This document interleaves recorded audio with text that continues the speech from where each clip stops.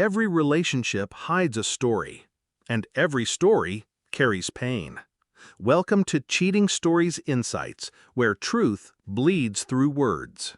She stood in the doorway, brushing her hair back with deliberate ease. "I'm going to devote this evening to myself," she said, her tone sweet but thin, like plastic stretched too tight. I nodded, calm, measured. Her perfume lingered in the air long after the door clicked shut, a trail of promises never meant for me. I stared at the empty hallway, my chest a furnace sealed shut. The words didn't match the smirk she failed to hide. I'd seen that smirk before, the one she wore when she thought she was clever. I sat in silence, listening to the walls breathe. And I knew, the lie was too clean, too rehearsed. No woman announces solitude like it's a performance unless the audience isn't meant to believe it. I poured a drink and waited. The ice cracked, echoing through the kitchen like brittle bones. She had been pulling away for weeks. Late returns, evasive explanations, laughter into a phone clutched too close. And the perfume, always heavier when she came home, as if she was masking someone else's scent with her own. I didn't rage. Rage is wasteful.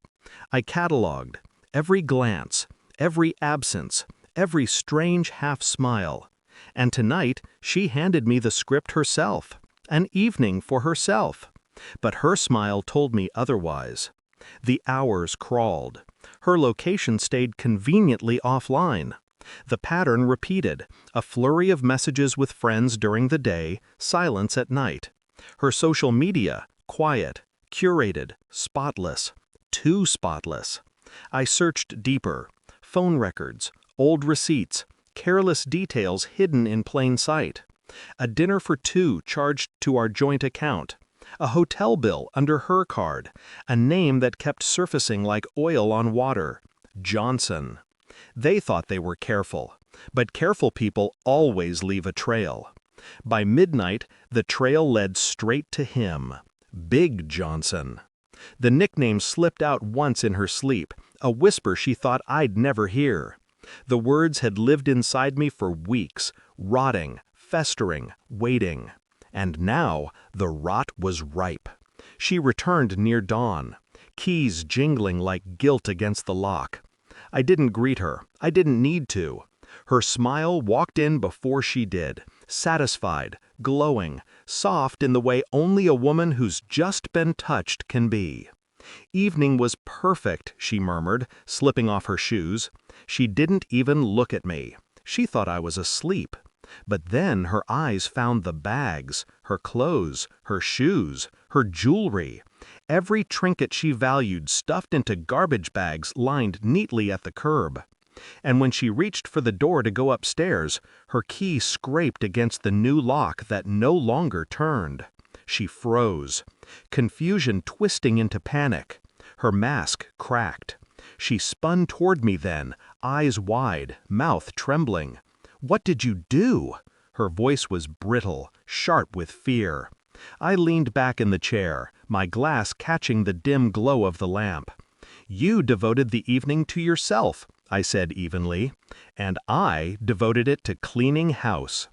Her hand shook against the doorknob, testing it again, as if reality would bend under her desperation.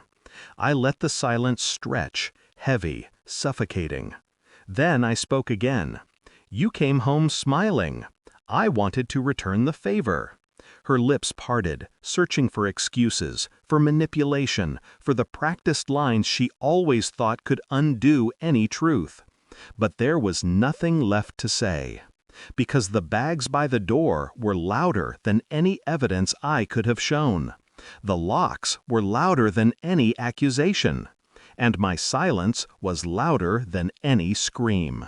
She begged, of course. They always do when the ground caves in. "Wait, please, we can talk." Explain what? That she traded loyalty for amusement? That she exchanged vows for nights with a man defined only by a crude nickname? Her explanations meant nothing, because betrayal doesn't ask for explanations. It just ends things. I rose from the chair, slow, deliberate, each step a final nail sealing her fate. I opened the door. The cold air swept in, biting at her skin. "Your evening is over," I said, and I shut the door behind her. I watched through the window as she stood outside, clutching her bags, the smile gone, the night devouring her. Her phone lit up in her hand, calls, texts, frantic swipes. None of them would save her. Because once a lock turns, once a door closes, there is no return. And I had already walked away from her long before she realized she'd lost me. Later, as the house settled into silence, I sat again with my drink. I thought of the vows she shattered, the lies she crafted, the evenings she claimed as her own but spent with another man. There was no grief left, no pity, only clarity. Betrayal teaches you the difference between loss and liberation. And as the locks clicked into place behind me, I understood. I hadn't lost a wife. I had shed a parasite. The cruelest revenge is not hatred, it is absence. And now she was nothing.